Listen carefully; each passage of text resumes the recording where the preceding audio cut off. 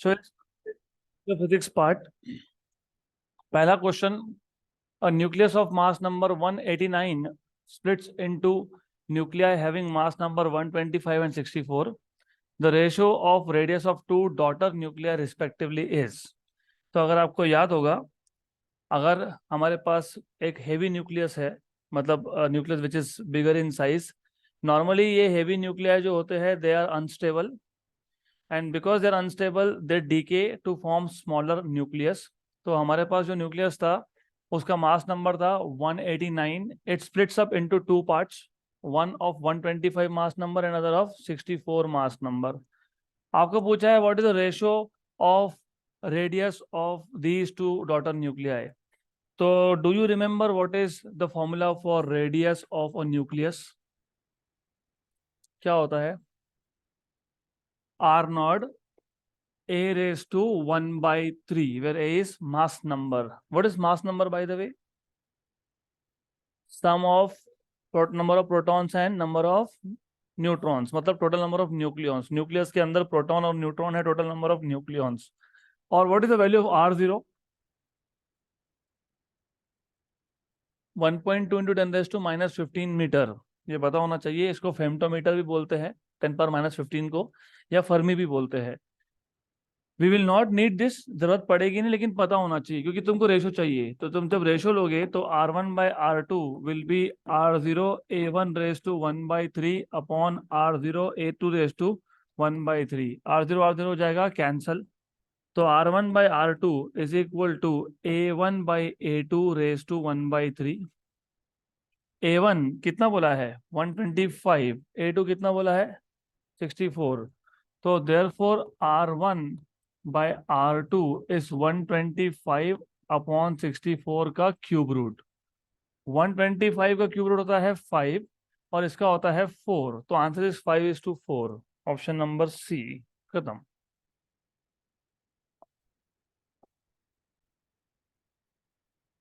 Next question.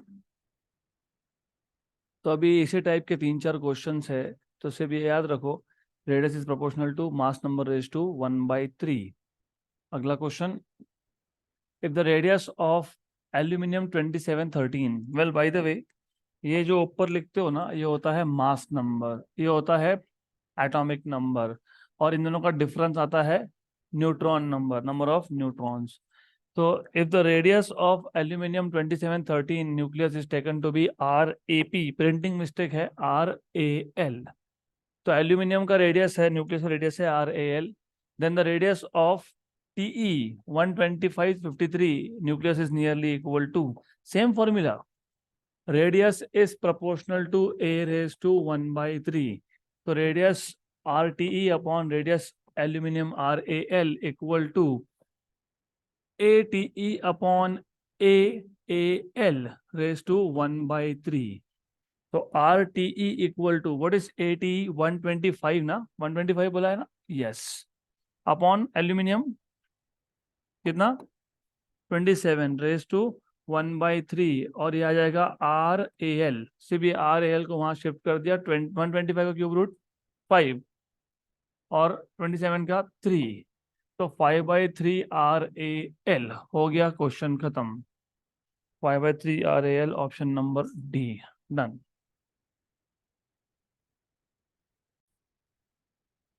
Next question, वापिस से वैसा ही टाइप का क्वेश्चन है, सिर्फ यहाँ पे नंबर पूछा है instead of formula. You are suppose to find out number. What is the radius of copper? If the nuclear radius of aluminium is 3.6 Fermi. Fermi मतलब 10⁻⁻15. The approximate nuclear radius of copper in Fermi is. तो अभी standard formula आपको पता है, R copper is equal to A copper upon A aluminium. अभी solve किया ना, raise to 1/3 into R aluminium. ये आपने जस्ट सॉल्व किया. A कॉपर कितना है? 64. और A एल्यूमिनियम कितना है? 27 रेज टू 1/3. और R एल्यूमिनियम कितना दिया हुआ है? 3.6.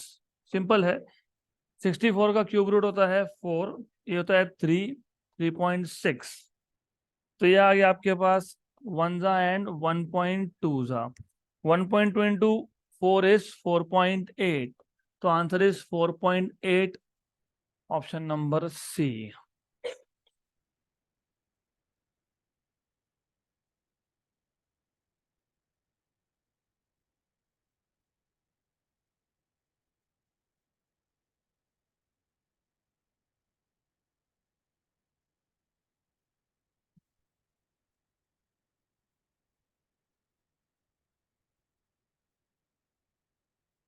Extremely straightforward question.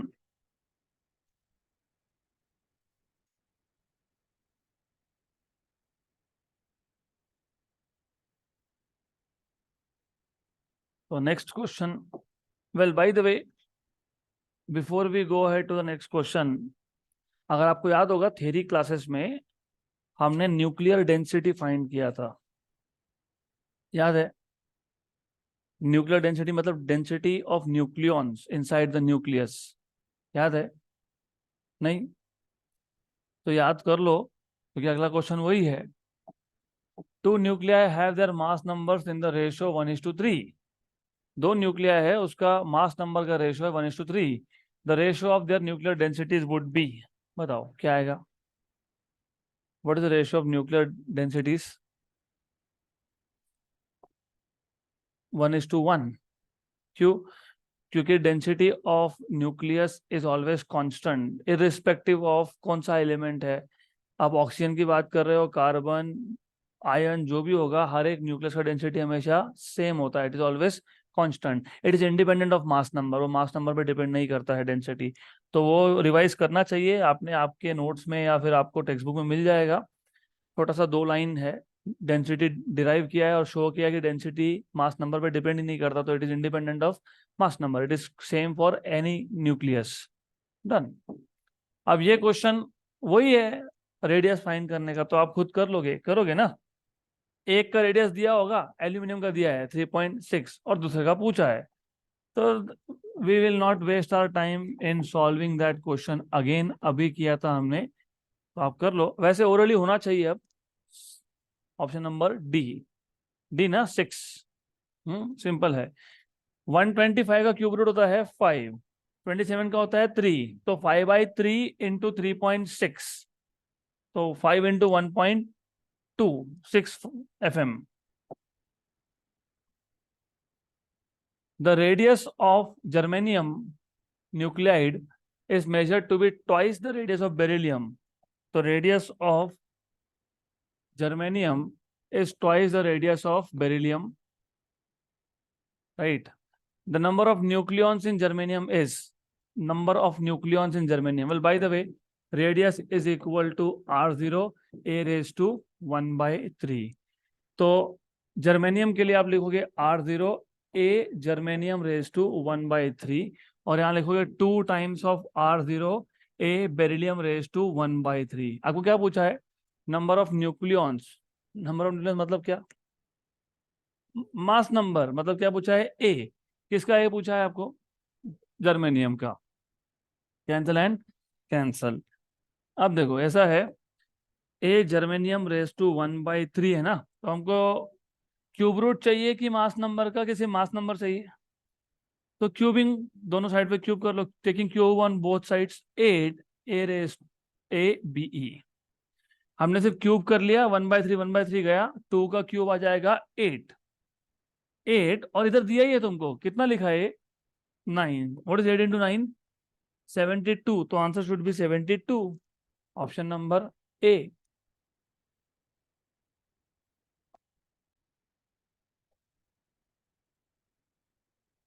Next question, ऐसे 2-3 और क्वेश्चंस है, then we will start with next topic of nuclear physics. 3 topic है न्यूक्लियर फिजिक्स में। एक है साइज ऑफ न्यूक्लियस, मतलब ये, एक है न्यूक्लियर रिएक्शंस का पार्ट, और जिसमें आप binding energy per nucleon calculate करते हो, और एक है रेडियो एक्टिविटी।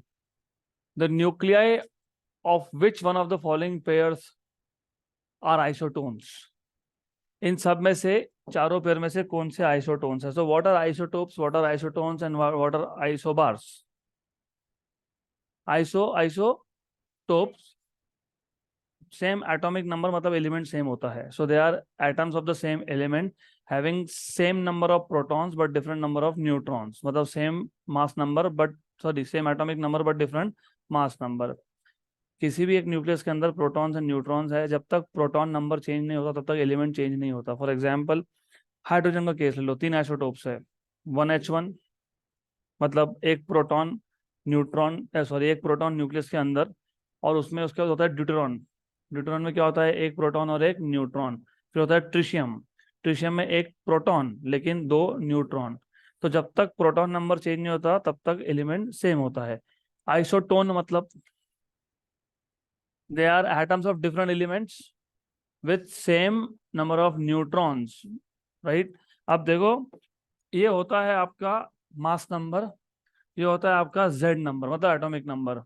ए माइनस जेड होता है न्यूट्रॉन नंबर. तो 74 माइनस 34 40, 17 माइनस 31 40. खत्म. आपको आइसोटोनी पूछा है ना, तो दोनों का एन नंबर न्यूट्रॉन नंबर क्या आया? सेम. ऑप्शन नंबर है, नथिंग टू राइट. खत्म. जोक है जोक. बताओ, तुम ही बताओ. तो अब ये आप किसी भी न्यूक्लियस को रिप्रेजेंट करते हो एक्स ए जेड. ए क्या होता है? मास नंबर मतलब total number of protons and neutrons. नीचे जेड क्या होता है? Proton number. तो ए माइनस जेड क्या होता है? Neutron number. तो Z protons and A minus Z neutrons. Option number B. Again nothing to write. The mass number of nucleus. Mass number मतलब number of protons and neutrons is always less than atomic number. Mass number होता है proton plus neutron. Atomic number होता है proton number. तो mass number ज्यादा हुआ कि atomic number ज्यादा हुआ? तो ऑप्शन ए होगा क्या? Always more than atomic number. थोड़ा सोच के बताओ. रुको रुको रुको. अभी मैंने बोला ए मतलब क्या? प्रोटॉन्स और न्यूट्रॉन्स का मिला के टोटल नंबर. और एटॉमिक नंबर क्या? तो फिर ए मतलब mass number. Is it greater than Z? Yes. Yes. पक्का. लेकिन ऑलवेज होता है क्या? व्हाट इज हाइड्रोजन के लिए बता दो मेरे को. हाइड्रोजन के लिए मास नंबर भी 1 है और प्रोटॉन नंबर भी 1 है. मतलब atomic number and mass number are same. Sometimes equal to atomic number. तो mass number is sometimes also equal to atomic number. और समटाइम्स कब? एक ही time. For hydrogen this is also very simple. The volume occupied by an atom is greater than the volume occupied by the nucleus by a factor of 10⁵. बराबर. 0 मिलेगा CET में ऐसा करोगे तो. ऐसा क्यों? रेडियस ऑफ एटम अगर आपको याद होगा, ये होता है 10⁻⁻10 1 एंगस्ट्रॉम के आसपास. और रेडियस ऑफ न्यूक्लियस होता है 10⁻15. Difference is 10⁵. लेकिन तुमको रेडियस नहीं पूछा है, वॉल्यूम पूछा है. Volume not radius. एटम हो या न्यूक्लियस हो, उसका शेप तुम नॉर्मली क्या ट्रीट करते हो? स्पीयर. तो what is volume of a sphere? 4/3 pi R cube. तो volume is proportional to R cube. बराबर. Volume occupied by atom upon volume occupied by nucleus is equal to radius of atom upon radius of nucleus raised to 3. तो ये आ जाएगा 10⁻⁻10 10⁻⁻15 ये 10⁻⁵ बचेगा नीचे. ऊपर जाएगा तो +5.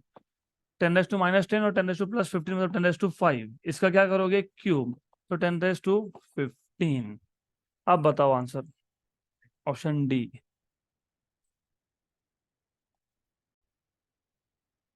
Next question.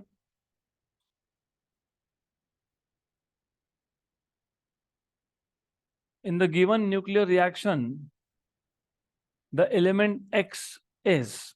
देखो सबसे पहले सोडियम 2211 का डीके हुआ और ई प्लस इमिट हुआ, मतलब पॉजिट्रॉन। पॉजिट्रॉन पे चार्ज होता है प्लस ई, यहाँ पे लिखते हो तुम +1, यहाँ लिखते हो तुम 0। ये जानबूझ के ई प्लस ऐसा लिख के दिया है so that you get confuse.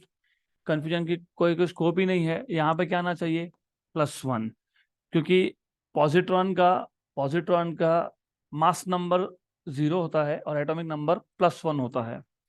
अब किसी भी न्यूक्लियर रिएक्शन में मास नंबर और एटॉमिक नंबर रहता है कॉन्जर्व्ड। यहाँ पे कितना है, तो इस साइड कितना होना चाहिए 11, उसमें से 1 गया तो कौन बचा 10। मास नंबर चेंज हुआ क्या, नहीं, तो ये क्या आएगा, तो 22 और 10 कहाँ दिख रहा है, तो ये है 22 10 नियॉन। डन, खत्म, and, again nothing to right.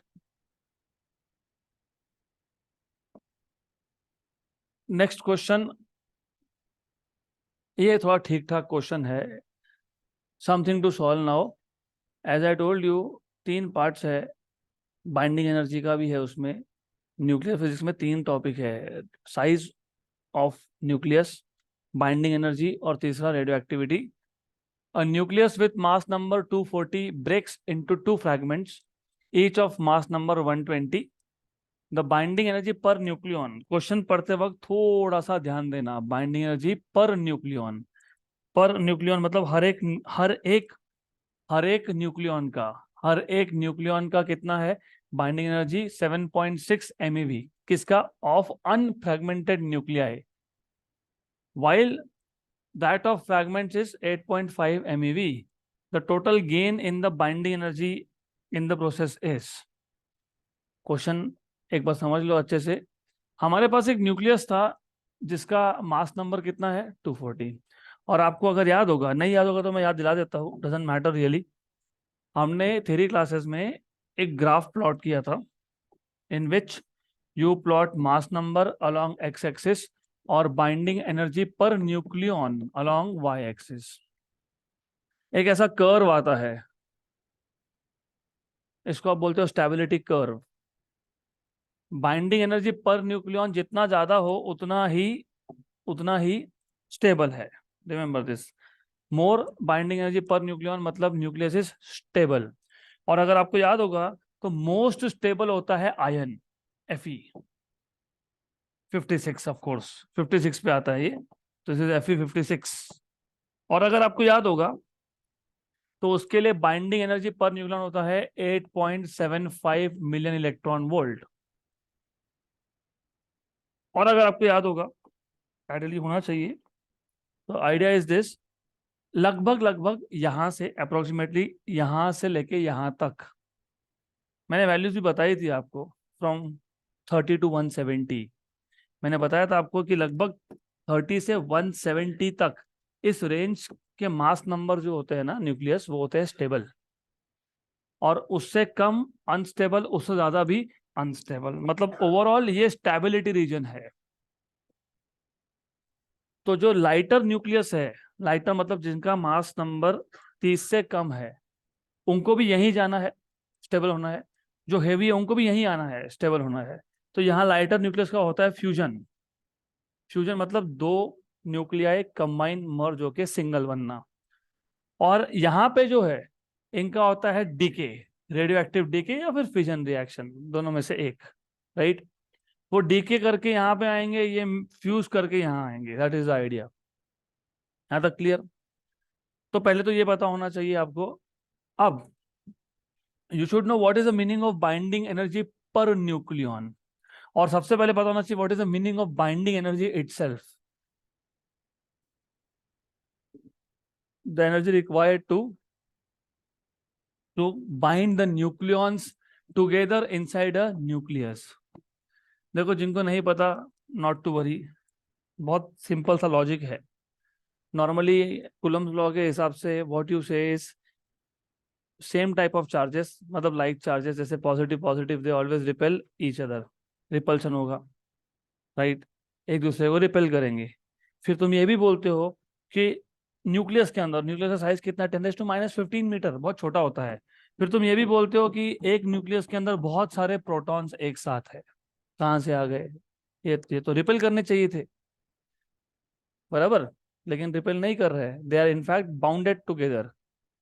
तो ये बात है कि 10⁻⁻15 मीटर के ऊपर डिस्टेंस रहा तो दे विल रिपेल, लेकिन 10⁻15 मीटर के अंदर कम डिस्टेंस रहा उससे तो they will attract each other because of something called as strong nuclear force. नाम स्ट्रॉन्ग इसके लिए है क्योंकि वो स्ट्रॉन्गेस्ट है, वो कोलम्बिक रिपल्सन से भी स्ट्रॉन्ग है। अब क्वेश्चन ये है बाइंडिंग एनर्जी मतलब क्या। देखो हम पहला प्रोटॉन लाए और नॉर्मली इलेक्ट्रोस्टैटिक्स में तुम चार्ज हमेशा इन्फिनिटी से लाते हो, यहाँ पे रख दिया, पहले न्यूक्लियस खाली था, एम्प्टी था, तो अपोज करने के लिए कोई नहीं था, तो पहले चार्ज को जब लाए, प्रोटॉन को लाए, तो नो वर्क इज डन, मतलब नो एनर्जी। तो what do you understand from this, single proton का कोई एनर्जी नहीं होता है, आगे काम में आएगा, आज ही आएगा। अब जब दूसरा प्रोटॉन में ला रहा हूं, राइट, तो पहला प्रोटॉन क्या करेगा, रिपेल करेगा, मतलब उसको ला के रखने के लिए क्या होगा, वर्क होगा, वर्क।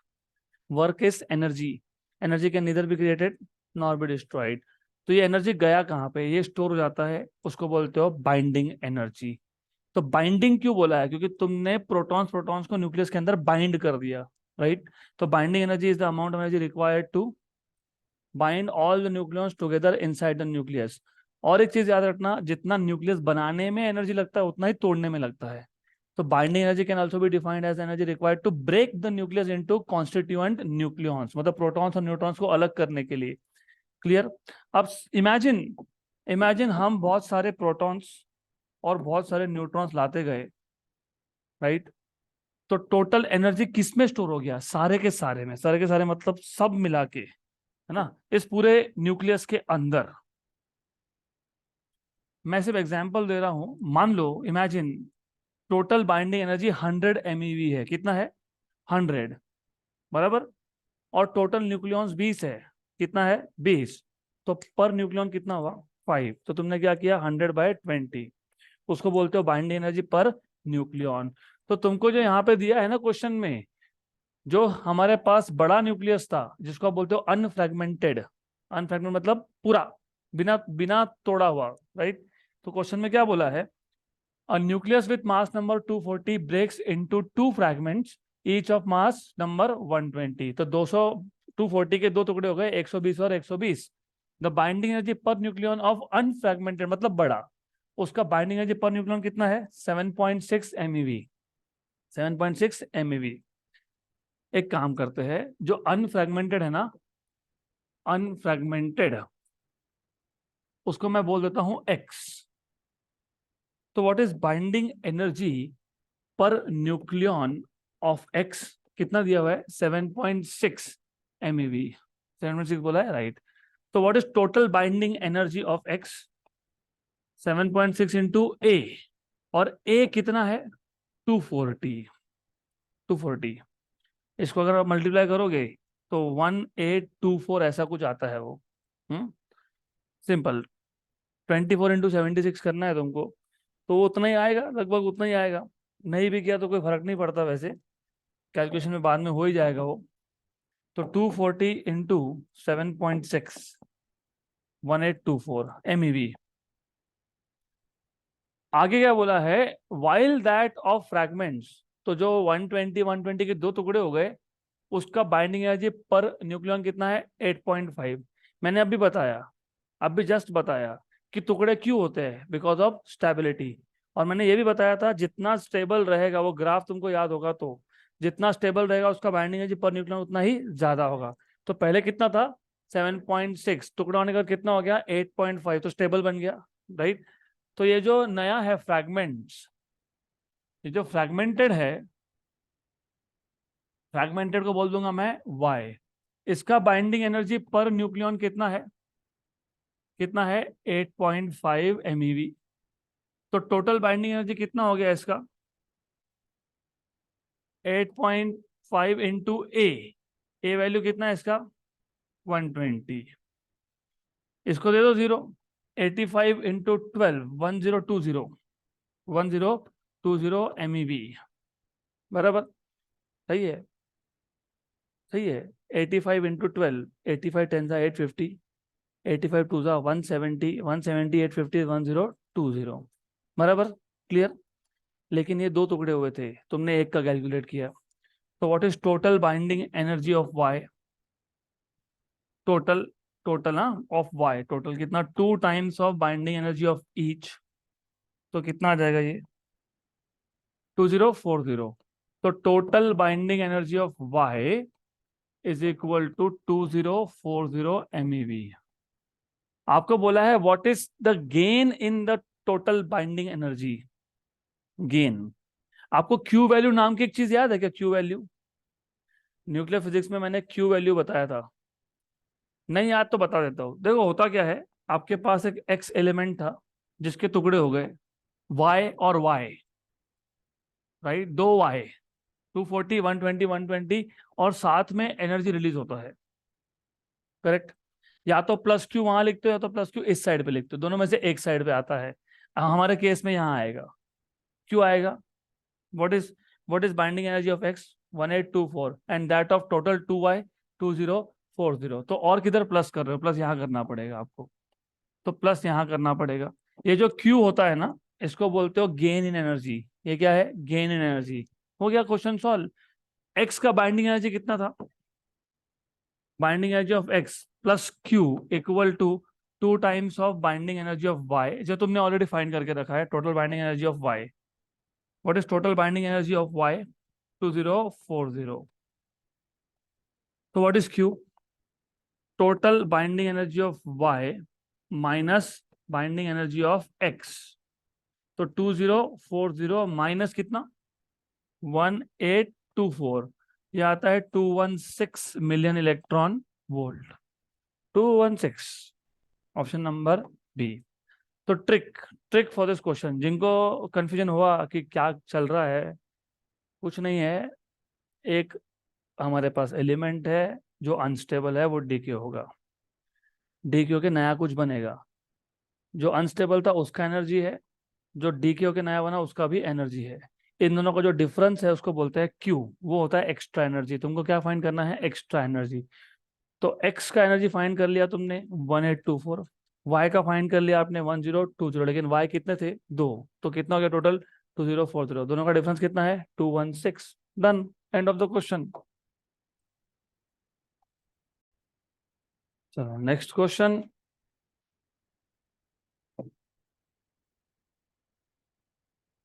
अगला question extremely simple. The energy equivalent of 0.5 gram of a substance is। 2020 NEET का क्वेश्चन है, ये बहुत सिंपल है। तो अगर मैंने आपको बता दिया कि हमारे पास एक सब्सटेंस है, उसका मास 1 किलोग्राम है, बताओ what is the energy of that mass?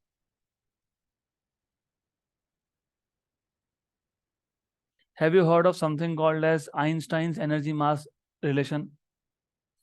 E equal to, वही तो करना है फिर, E equal to mc²। m कितना दिया है? 0.5, लेकिन ग्राम में है, तो 10⁻³ किलोग्राम में है। c होता है 3 × 10⁸, इसका करोगे स्क्वायर, तो 0.5 इंटू 10⁻³ इंटू 3 का स्क्वायर 9 इंटू 10⁸ का 10⁻16।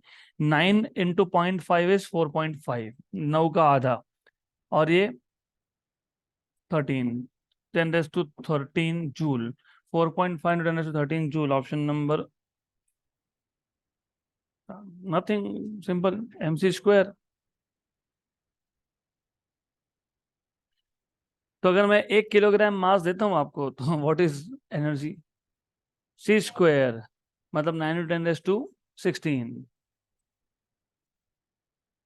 तो आपका खुद का मास है, तो find out what is the energy equivalence of your own mass.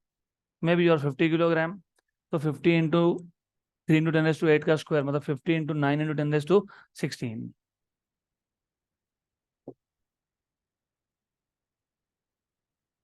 Next question.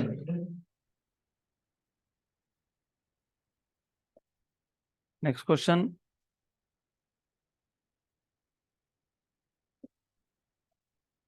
Easy है, but of course little bit of theory is required for this question. A nucleus of uranium decays at rest, at rest, मतलब initially there was no motion, मतलब initial momentum is 0। Momentum is mass into velocity. 0. A nucleus of uranium decays at rest into nuclei of thorium and helium. Then the helium nucleus has more momentum than the thorium nucleus. The helium nucleus has less kinetic energy than the thorium nucleus. The helium nucleus has more kinetic energy than the thorium nucleus. The helium nucleus has less momentum than the thorium nucleus. तो कुछ नहीं है, एक uranium का nucleus था, uranium का nucleus था. Normally पता होना चाहिए, इस केस में जरूरत नहीं है लेकिन पता होना चाहिए. सबसे फेमस है यूरेनियम 235. और आपको ये भी बताना चाहिए कि नॉर्मली ये मिलता नहीं है इतनी आसानी से, राइट. गुड. और 92. फिर थोरियम का क्या है पता नहीं, I don't care, but I know कि हीलियम बोला है तो 24. तो 4 ये लेके गया तो यहाँ पे 4 कम आएगा, 2 ये लेके गया तो यहाँ पे भी 2 कम आएगा. This is how you balance the reactions. वो इजी है. अब क्वेश्चन में ऐसा है कि ये जो यूरेनियम है ये थोरियम और हीलियम में डीके हो गया, तो मोमेंटम थोरियम का ज्यादा कि हीलियम का ज्यादा, काइनेटिक एनर्जी थोरियम का ज्यादा या हीलियम का ज्यादा, यही 4 ऑप्शंस है. देखो, helium nucleus has momentum momentum more than thorium, helium nucleus has less momentum than thorium. तो क्या कंपेयर कर रहे हो आप? मोमेंटम. और क्या कर रहे हो? Thorium. Right. Clear. What is initial momentum? 0, क्योंकि initially the uranium nucleus was at rest, not moving. फिर आपको पता होगा 11th स्टैंडर्ड में आपने सीखा था law of conservation of momentum. What is law of conservation of momentum? हाँ, initial momentum equal to final momentum. Initial momentum equal to final momentum. Initial तो 0 है, फाइनल. यूरेनियम के 2 टुकड़े हो गए, एक बन गया थोरियम और एक हो गया हीलियम का न्यूक्लियस, राइट. तो यहां से क्या समझ में आता है हमको कि थोरियम का momentum is minus of helium का momentum. Negative sign only indicates कि जब थोरियम डीके, जब यूरेनियम डीके हुआ तो थोरियम अगर पॉजिटिव एक्स में गया है तो हीलियम नेगेटिव में जाएगा. तो minus sign only indicates that the direction is opposite. तो अगर आप मैग्नीट्यूड वाइज बोलोगे, if you talk in terms of magnitude only, you have momentum of thorium equal to momentum of helium. मतलब option number ए और D में से कोई भी एक नहीं आएगा. बचा क्या? Kinetic energy. Now you know what is kinetic energy का basic formula, half mv², right, multiply divide by m. क्यों ऐसा कर रहा हूं? क्योंकि मेरे पास इंफॉर्मेशन किसका है? मोमेंटम का. तो मैं इक्वेशन में मोमेंटम लाऊंगा पहले. तो kinetic energy equal to half m²v² by m. What is m² v²? p². तो p² बाय 2m. लेकिन p क्या है? कांस्टेंट है, क्योंकि दोनों का p क्या है? सेम है. 2 तो कांस्टेंट है वैसे भी. तो kinetic energy is inversely proportional to mass. जिसका मास कम उसका काइनेटिक एनर्जी ज्यादा. तो थोरियम और हीलियम में मास किसका कम है तो काइनेटिक एनर्जी किसका ज्यादा है? The helium nucleus has less? No. The helium nucleus has more kinetic energy than thorium. Done. क्योंकि क्या है? Inversely proportional है. खत्म question.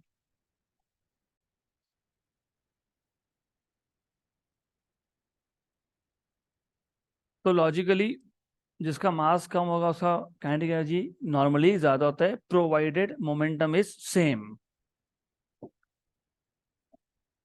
The binding energy per nucleon of lithium 73 and helium 42. देखो, बाइंडिंग एनर्जी पर न्यूक्लियन बोला है, per nucleon, हर एक nucleon का. Lithium 73 and helium 2442 are 5.6 MeV and 7.06 MeV respectively. In the nuclear reaction, lithium 73 plus hydrogen 11 gives you 2 helium nucleus plus some energy. Q value is the amount of energy released. तो कोई भी nuclear reaction होता है उसमें जो energy release होता है उसको क्या बोलते हो? Q value. तो वैल्यू ऑफ Q मतलब value of energy released is. तो ये एनर्जी कितना रिलीज हुआ ऐसा पूछा है आपसे. रिएक्शन क्या था? Lithium 73 plus hydrogen 11 gives you helium 42 and helium 42, मतलब 2 हीलियम साथ में एनर्जी रिलीज हुआ. Q वैल्यू नॉर्मली होता है difference of energy associated with mass defect. Mass defect मतलब इनको बोलते हो रिएक्टेंट्स। क्या बोलते हो इसको? रिएक्टेंट्स। और इसको बोलते हो प्रोडक्ट्स। तो जो प्रोडक्ट और जो रिएक्टेंट का मास डिफरेंस है, it appears in the form of energy. मैं वापस समझा देता हूँ। देखो प्रॉब्लम क्या है। प्रॉब्लम ये है कि मेरे पास अगर 2 किलो और 2 किलो के दो बॉल है, उसको मर्ज कर दिया तो कितना बनना चाहिए? 4। होता नहीं है ना ऐसा। न्यूक्लियर फिजिक्स में ऐसा होता नहीं है। 4 के जगह पे 3.99 आया, 0.01 गायब है। उसको बोलते हो मास डिफेक्ट। कहाँ गायब है? एनर्जी के फॉर्म में गायब है। क्यों गायब है? तो ये आइंस्टाइन ने बताया था, energy equal to mass into C square, मतलब मास का कन्वर्जन हो जाता है एनर्जी में। तो न्यूक्लियर रिएक्शन में उसी एनर्जी को नाम चेंज करके बोलते हैं Q value. Simple language, right? सीधी सीधी भाषा में करना क्या है फिर? क्यू वैल्यू फाइंड करना है तो प्रोडक्ट का एनर्जी निकालो। पहले तो प्रोडक्ट का मास निकालो, मास से एनर्जी निकालो। लेकिन हमको डायरेक्टली एनर्जी दिया ही है ना। और रिएक्टेंट्स का भी एनर्जी निकालो, और दोनों का जो डिफरेंस होगा that will be Q value. Simple, good. तो प्रोडक्ट और रिएक्टेंट्स का एनर्जी फाइंड कर लेंगे। रिएक्टेंट्स में कौन है? लिथियम 73। अब आपको बोला है कि लिथियम का बाइंडिंग एनर्जी पर न्यूक्लियॉन कितना है? 5.60। तो लिथियम का बाइंडिंग एनर्जी पर न्यूक्लियॉन कितना है? 5.6 MeV। 60 मतलब 5.6 लिथियम। हाँ, तो what is total binding energy? 5.6 into A lithium, ये कितना है? 7। तो कितना आ गया? 5.6 इंटू 7, राइट? 5.6 इंटू 7 जो भी नंबर आएगा, 5.6 इंटू 7, 39.2। तो ये आ गया 39.2 MeV, राइट? करेक्ट। प्रोडक्ट्स का, अब आप बोलोगे इसका क्यों नहीं? मैंने अभी बोला, हाइड्रोजन मतलब एक ही प्रोटॉन है, मतलब वो फ्री पार्टिकल है। फ्री पार्टिकल का कोई एनर्जी मतलब बाइंडिंग एनर्जी नहीं होता है, काइनेटिक एनर्जी होता है। जब तुम पहले प्रोटॉन को लाए थे न्यूक्लियस के अंदर तो कितना एनर्जी लगा था? हाँ, तो फिर जीरो। इसका कोई एनर्जी नहीं है, इसका कोई बाइंडिंग एनर्जी नहीं है। हीलियम का binding energy per nucleon of helium ये दिया हुआ है 7.06। तो binding energy of helium is equal to 7.06 into A helium. कितना है हीलियम का? ए 4 इंटू, सही है, रफली रफली 30 28 पॉइंट, ये 7.06 है ना। हाँ, तो 28.24 होगा। 28.24 MeV। ये ज्यादा कि वो ज्यादा? नहीं, हीलियम डबल है, 2 टाइम्स। तो मैंने क्या बोला? दोनों का एनर्जी निकालो, सब्ट्रैक्ट करो, दैट इज क्यू वैल्यू। तो what will be Q value? बताओ। Q value will be, helium के कितने थे? 2 थे। तो बाइंडिंग एनर्जी ऑफ हीलियम को कितनी बार मल्टीप्लाई करोगे? 2। माइनस किस में क्या कर लोगे? माइनस लिथियम, बराबर। तो 2 इंटू 28.24 माइनस 39.2। 28 का डबल 56, 24 का 48, तो 56.48 माइनस 39.2। तुमको अगर ज्यादा कैलकुलेशन में पढ़ना नहीं है तो 56.5 माइनस 39.2 हो गया। कितना होता है? 17.3, 17.3 MeV। एक्चुअली 17.28 आंसर आना चाहिए, क्योंकि यहाँ पे क्या है? 0.48। Option number D.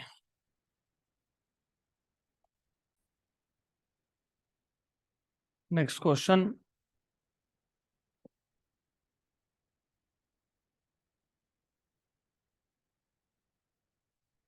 A certain mass of hydrogen is changed to helium.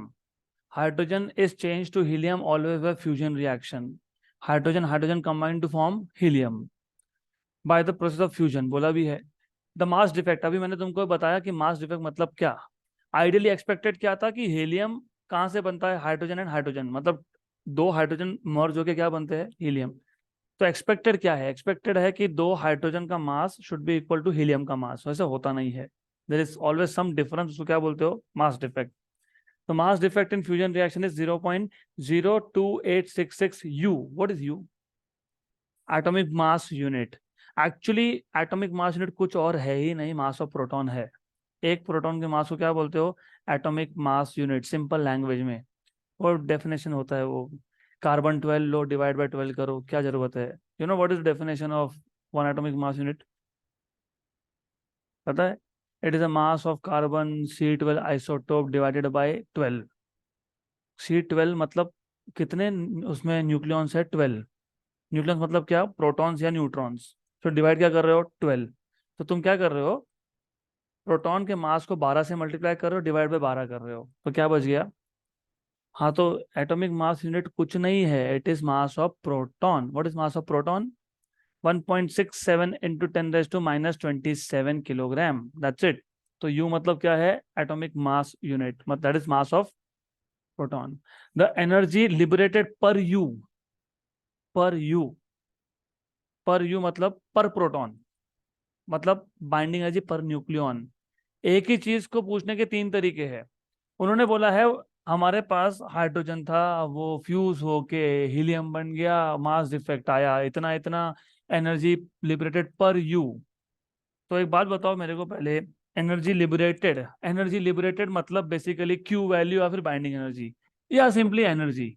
What is energy का फॉर्मूला? मास डिफेक्ट बोला हो ना अगर, तो मास डिफेक्ट बोला हो तो कुछ और यूज कर ही नहीं सकते तुम। Δ m c²। और आपको पता होना चाहिए ये हमेशा आता है जूल में।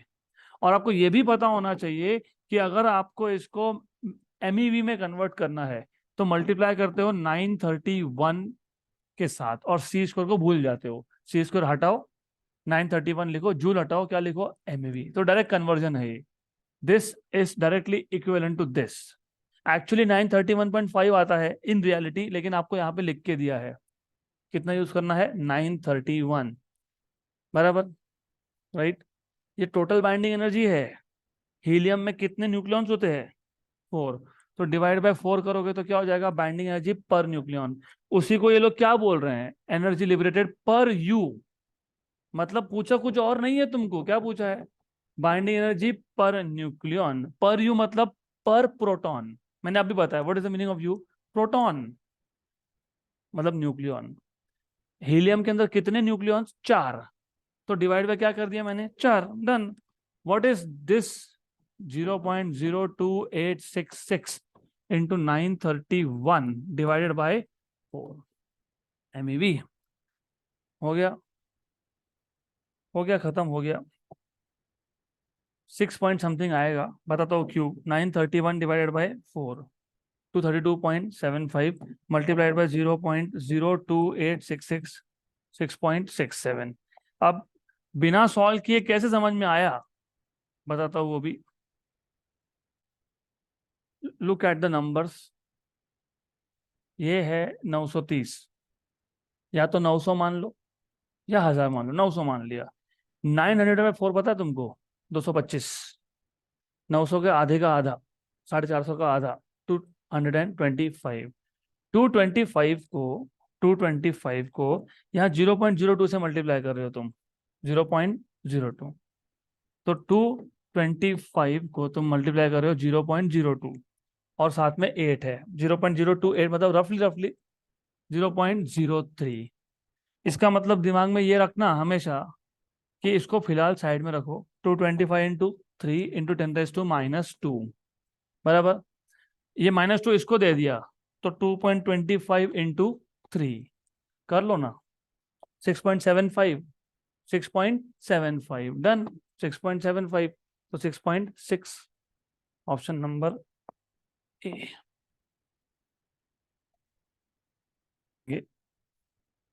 Next, next question. अगला क्वेश्चन जोक है। अगर स्टेबिलिटी कर्व याद है तो, याद है स्टेबिलिटी कर्व? अभी ड्रॉ किया था। पहले ऊपर जा रहा था, फिर नीचे आ रहा था। वाई एक्सिस क्या था? और x पे क्या था, तो binding energy per nucleon versus mass number. तो ये ग्राफ पहले ऊपर जाता है, फिर छोटे डिप्स होते हैं, फिर डायरेक्टली नीचे आता है। Read the question and answer. How does the binding energy per nucleon vary with increase in number of nucleons? Number of nucleons मतलब mass number. Decrease continuously with mass number, से नीचे जाता गया क्या? नहीं। फर्स्ट डिक्रीजेस, अच्छा पहले कम हुआ फिर बढ़ा, ऐसा हुआ क्या? नहीं। फर्स्ट इंक्रीज देन डन, खत्म, एंड। गुड। अब 17th के बाद 18th, 19th, 20, ऐसा करते करते रफली रफली स्पीकिंग 35 तक सब असाइनमेंट है, क्योंकि ये बहुत पुराने क्वेश्चंस है। 2003, 2004, 2005 ऐसे सब क्वेश्चन है, 2001 का भी है। तो यू कैन डू दिस। हमने जो क्वेश्चंस किए उसके रिलेटेड क्वेश्चंस है। तो will start directly with question number 36 and as I told you 3 parts थे। तीसरा है रेडियो एक्टिविटी। अब रेडियो एक्टिविटी के क्वेश्चन स्टार्ट करने से पहले, रेडियो एक्टिविटी होता क्या है, you should have a rough idea of it. पहले क्वेश्चन के साथ रेडियो एक्टिविटी का ज्यादा कनेक्शन नहीं है, लेकिन यू नीड टू नो। मैंने अभी अभी आपको बताया, जो हेवी एलिमेंट्स होते हैं जो स्टेबिलिटी रीजन के बाहर होते हैं, छोटे एलिमेंट्स भी बाहर होते हैं, लाइटर एलिमेंट्स, उनका क्या होता है? फ्यूजन। और हेवी एलिमेंट्स का क्या होता है? Decay. Now what happens is, हमारे पास कुछ ऐसे एलिमेंट्स हैं जैसे यूरेनियम है, जैसे थोरियम है, these are unstable. So to achieve stability, they decay to form new nucleus, and alongside they emit some particles, जैसे अल्फा पार्टिकल, बीटा पार्टिकल या फिर gamma radiation. Alpha particle helium का nucleus होता है, beta particle में दो type के emission होते हैं, beta plus and beta minus. Beta minus मतलब इमिशन ऑफ इलेक्ट्रॉन, न्यूक्लियस के अंदर से इलेक्ट्रॉन इमिट हुआ। और दूसरा होता है beta plus, emission of positron. Positron is not proton, positron is a particle with charge of proton but mass of electron, right? तीसरा होता है गैमा रेडिएशन।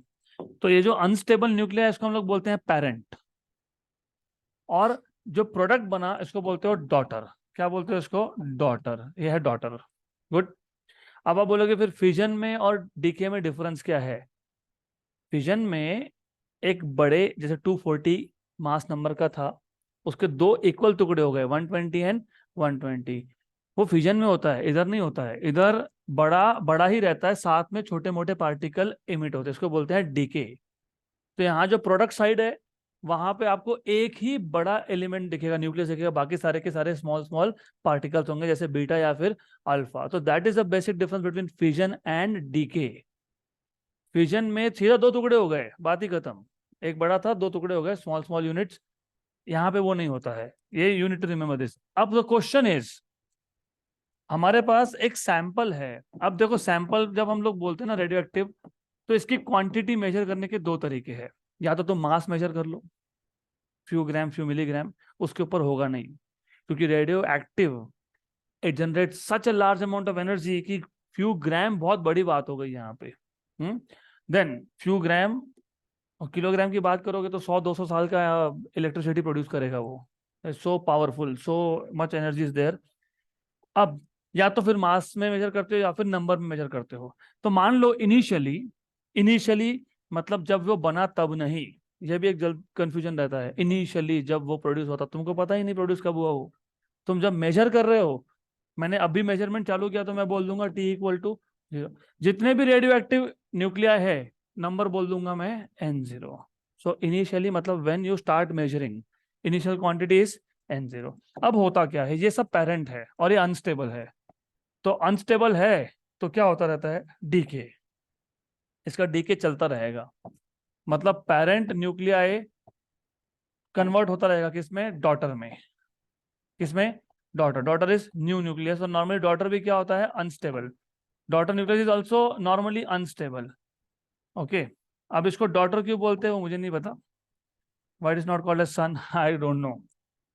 तो ये N0 का बन गया N at some instant of time T। तो daughter का नंबर बढ़ रहा है लेकिन पेरेंट का कम हो रहा है। जो ओरिजिनल सब्सटेंस था उसका नंबर क्या हो रहा है? कम, राइट। अब radioactive decay law is nothing. मैं एक एग्जांपल लेता हूं। सपोज सपोज हर एक सेकंड में 1% इज डीकेइंग। डीके मतलब डॉटर का पेरेंट का कन्वर्जन डॉटर में, जैसे यूरेनियम का कन्वर्जन थोरियम में फॉर एग्जाम्पल। सपोज 1% पर सेकेंड, तो मेरे पास अगर 100 न्यूक्लियस थे तो एक सेकंड के बाद कितने बचे? 99। वेरी गुड, बराबर। सपोज मेरे पास 10,000 थे तो एक सेकंड के बाद कितना बचा या कितना गया बता दो। 100 गया। 100 थे तो एक गया, और 10,000 थे तो 100 गया। तो जितना ज्यादा क्वांटिटी उतना ज्यादा गया। इसको बोलते हो रेडियोएक्टिव डीके लॉ। क्या चेंज हो रहा है? नंबर। कैसे चेंज हो रहा है? With time. तो dN/dt is proportional to number. ये है रेडियोएक्टिव डीके लॉ। इससे तो कुछ नहीं है। जितना ज्यादा नंबर है उतना ज्यादा डीके है। अब इसको दो तीन नाम है। इसका नाम एक्टिविटी भी है, इसको डिसइंटीग्रेशन रेट भी बोलते हैं, डीके रेट भी बोलते हैं, डिसइंटीग्रेशन रेट भी बोलते हैं इसको। तो एक ही चीज है, decay rate, disintegration rate, activity. इसको कहीं डिनोट करते हैं ए से, किसी बुक में होगा आर, कहीं पे होगा dN/dt। तो dN/dt is equal to some constant lambda. इस लैम्डा का भी नाम है, इसको बोलते हैं डीके या फिर डिसइंटीग्रेशन कांस्टेंट, राइट। सिर्फ ये आता है with minus sign. Minus sign indicates the number is decreasing. तो ये याद रखना, it indicates the number is decreasing. Good. अब ये है आपका differential equation in variable separable form, जिनका मैथ्स हमको समझ में आ गया कि मैं क्या बोल रहा हूं। इसको शिफ्ट कर दो, इसको शिफ्ट कर दो, तो dN/n minus lambda dt, minus lambda dt। Variable separate हो गया तो करते हो इंटीग्रेट, और फिर इंटीग्रेशन के बाद क्या लिखते हो? Constant of integration. जरूरत नहीं है, जरूरत नहीं है। इनिशियल क्या था, फाइनल क्या है? टाइम इनिशियल क्या था? 0, फाइनल क्या है? t। खत्म। व्हाट इज dN/n का natural log of n? Limits from n0 to n minus lambda t from 0 to t। तो natural log of n, upper limit minus lower limit, log of n minus log of n0। What is log of a minus log of b? तो log of a/b करके लगा दिया ये, बराबर। तो फिर अभी करोगे एक्सपोनेंशियल। एक्सपोनेंशियल और लॉग एक दूसरे को कर देते हैं कैंसल। क्या करते हैं वो? कैंसल। Very good. तो they will cancel out each other. तो क्या आ जाएगा? n/n0 equal to e raise to minus lambda t. तो n equal to n0 e raise to minus lambda t. इसको बोलते हो रेडियो एक्टिव डीके लॉ। और डीके है मतलब कम हो रहा है, और कम हो रहा है एक्सपोनेंशियली कम हो रहा है। अगर आप नंबर प्लॉट कर रहे हो वर्सेस टाइम, तो you will find this graph something like this. और एक्सपोनेंशियल डीके में कभी भी ग्राफ टाइम एक्सिस को टच नहीं करता। इसका मतलब क्या होता है कि जो रेडियो एक्टिव एलिमेंट है ना आपका, उसका क्वांटिटी जीरो कब होगा? इन्फिनिटी टाइम पे। कब होगा? इन्फिनिटी। इनिशियल कितना था? n0। जीरो कब होगा? इन्फिनिटी टाइम पे। तो ना तुम रहोगे ना मैं रहूंगा काउंट करने के लिए। कुछ आके चले गए होंगे, जैसे यूरेनियम आज तुमको मिल रहा है, डायनासोर के टाइम पे कोई और रहा होगा, गया बहुत पहले। तो प्रॉब्लम क्या है कि हम काउंट नहीं कर सकते, तो हम लोग हाफ लाइफ टाइम डिफाइन करते हैं। अब ये मैं लूंगा कल। Okay, so that's it for today.